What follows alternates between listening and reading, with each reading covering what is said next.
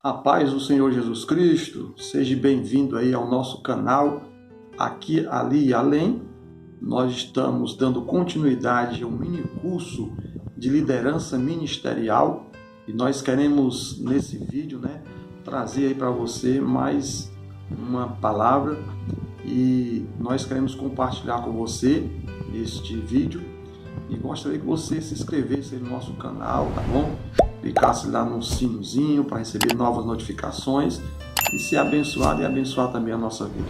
Nós queremos falar nesse momento, nesse vídeo, sobre 3 pontos importantes na vida do obreiro.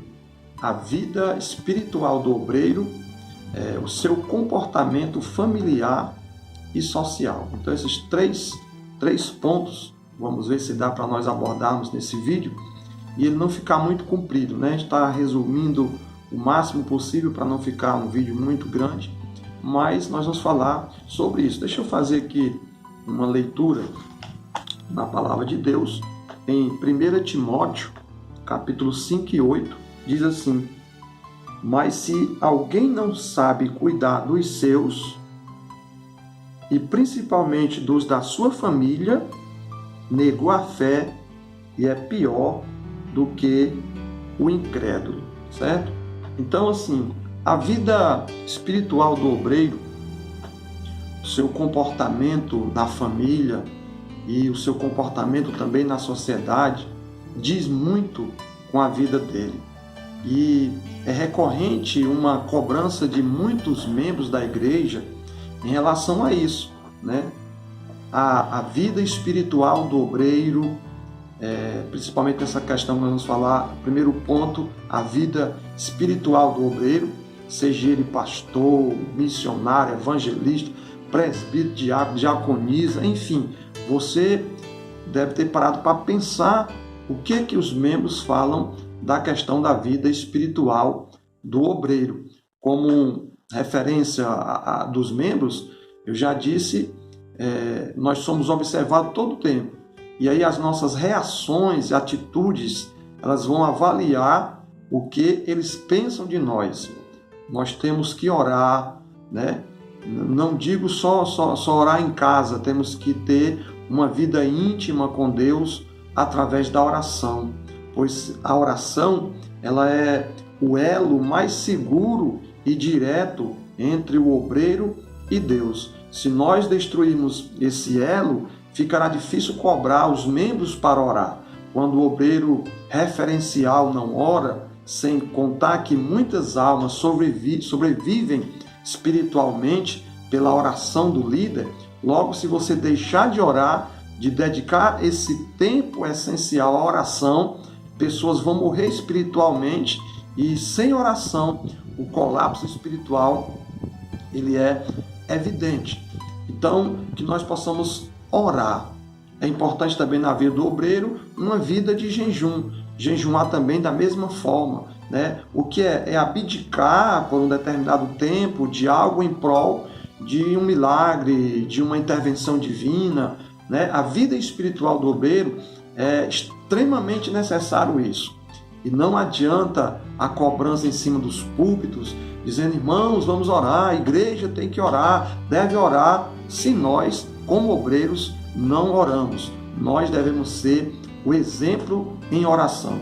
Eu espero profundamente que você não faça parte dessa estatística de obreiros que mandam e não fazem. Tem muitos obreiros que mandam o povo fazer, mandam a igreja fazer, mas eles mesmos não fazem. Isso pode dar um resultado por algum tempo, mas não vai dar por muito tempo. Uma hora ou outra, os membros vão descobrir se somos espirituais ou não somos. Se somos espirituais ou se somos somente uma farsa. O obreiro, ele não tem sucesso ministerial sem a oração.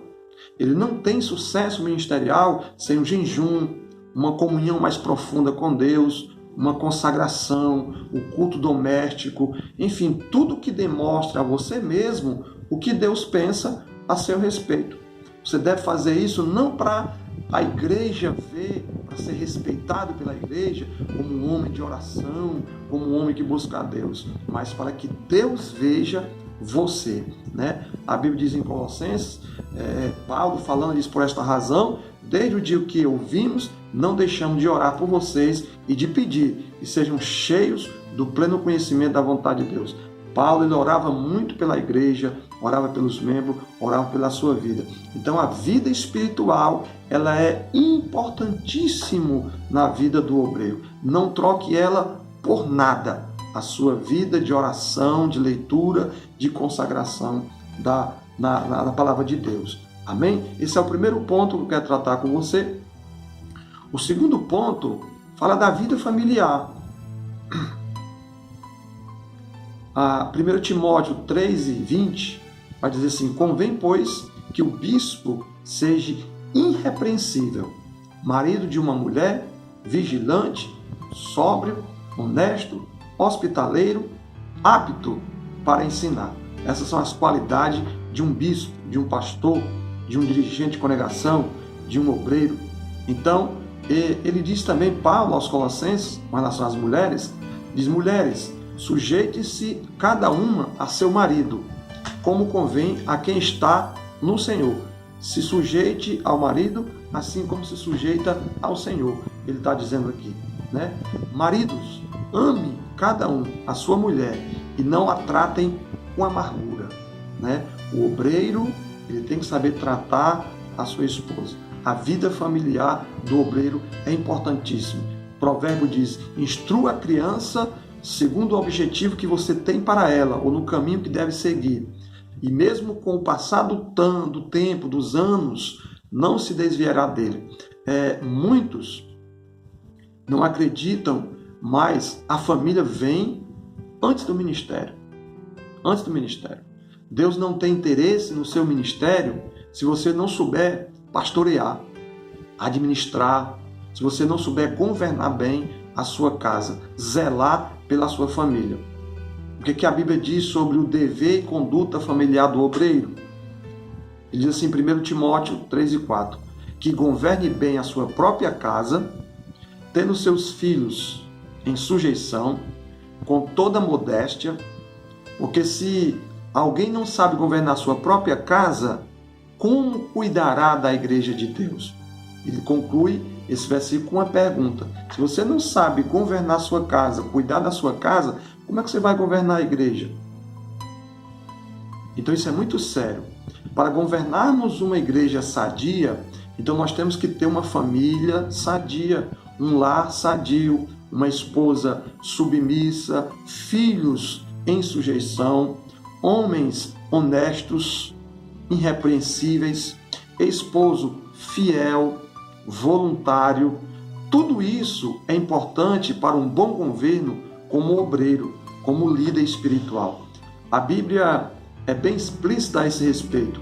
E aí o meu conselho para que os pastores, dirigentes de igreja, dirigentes de congregações, observem melhor a estrutura familiar de seus obreiros antes de consagrá-los.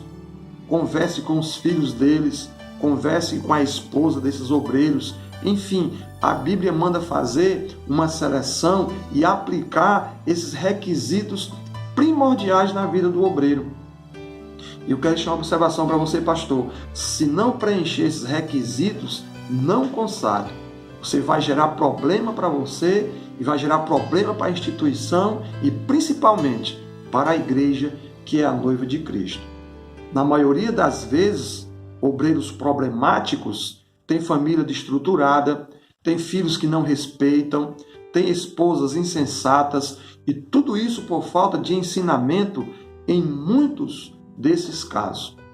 A família é a célula matriz de um ministério de credibilidade do obreiro. Então, que você tenha essa credibilidade familiar, que você tenha esse ensinamento precioso para a sua vida. E o terceiro ponto que eu quero deixar aqui e concluir é a vida social do obreiro. Todo mundo tem uma vida social. Uns uma vida mais agitada, outros menos, mas todos os seres vivos que vivem em sociedade, eles possuem um contato social.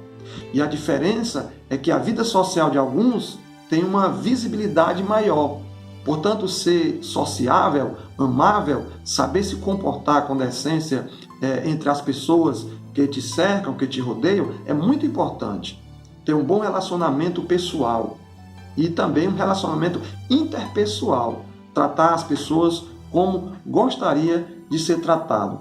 O seu contato social fala muito sobre você, pois ele pode demonstrar que você é confiável ou que você não merece confiança.